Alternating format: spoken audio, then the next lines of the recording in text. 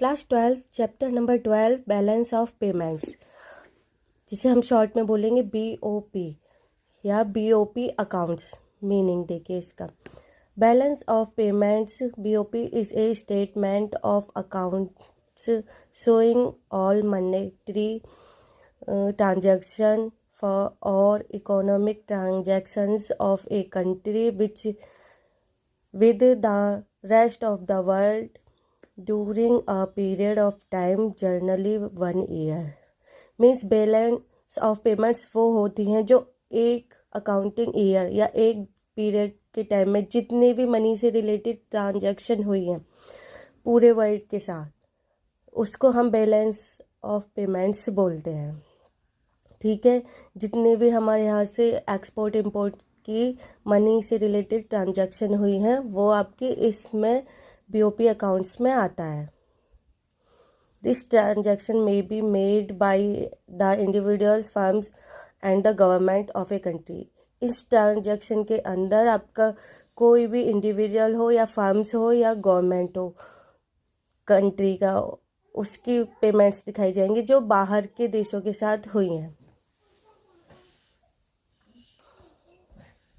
इसमें आपका देखिए, इसमें आपका द मॉनेटरी ट्रांजैक्शन रिलेटेड, ये मॉनेटरी ट्रांजैक्शन जो रिलेटेड होती है, एक तो export and imports of goods.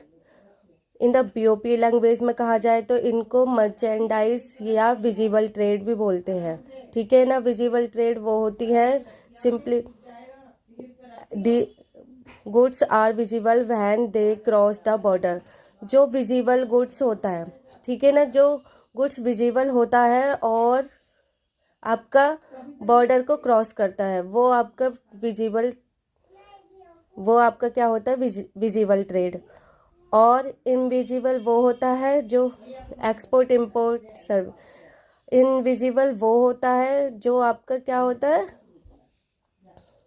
Visible नहीं होता है और बॉर्डर को क्रॉस करता है, जैसे कि मनी वगैरह ये सब। और नेक्स्ट है आपका international sale and purchase of financial assets। These assets include stocks and bonds। and fourth है आपका international sale and purchase of real assets। real assets are like plant and machinery।